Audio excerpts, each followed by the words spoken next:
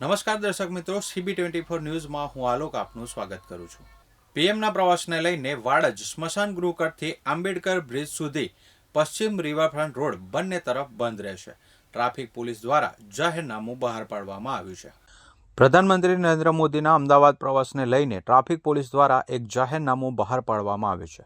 આગામી 12મી તારીખે પ્રધાનમંત્રી નરેન્દ્ર મોદી અને જર્મનીના ચાન્સેલર આવી રહ્યા છે, જેથી ટ્રાફિકની સમસ્યા ન સર્જાય તેમજ સુરક્ષાને ધ્યાનમાં રાખીને ટ્રાફિક પોલીસ દ્વારા જાહેરનામું બહાર પાડવામાં આવ્યું છે, જેમાં 12મીએ વાડજ સ્મશાન ગૃહ કટથી પશ્ચિમનો રિવરફ્રન્ટ રોડ આંબેડકર બ્રિજ સુધી બંને તરફનો રોડ વાહનોની અવરજવર માટે બંધ રાખવાનો નિર્ણય કરવામાં આવ્યો છે, જેથી વાહન ચાલકોને વૈકલ્પિક રોડની અવરજવર માટે ઉપયોગ કરવો પડશે।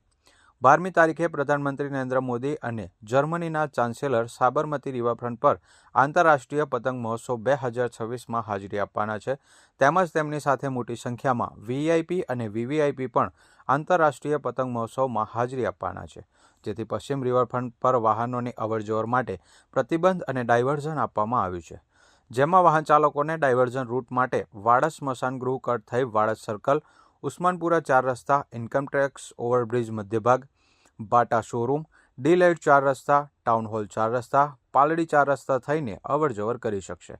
આ જાહેરનામાનો અમલ 12મીએ સવારે 7 વાગ્યાથી 12 વાગ્યા સુધી કરવો પડશે, તેમજ જો કોઈ જાહેરનામાના આદેશોનું ઉલ્લંઘન કરશે તો તેની સામે કાર્યવાહી પણ થઈ શકે છે।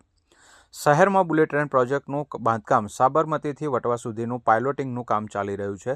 કેડેલા બ્રિજની ઉપરના ભાગે પિલરો ઉપર સેગમેન્ટ લગાવવાની કામગીરી કરવામાં આવનાર છે, પરંતુ કેડેલા બ્રિજ ઉપર ટેકનિકલ કારણોસર રેલવેના શિડ્યુલને કારણે કામગીરી સમય મર્યાદામાં પૂર્ણ થઈ નથી, જેથી આ કામગીરી આગામી 30 તારીખ સુધી કરવામાં આવશે, જેથી ટ્રાફિક પોલીસે જાહેરનામું બહાર પાડ્યું છે।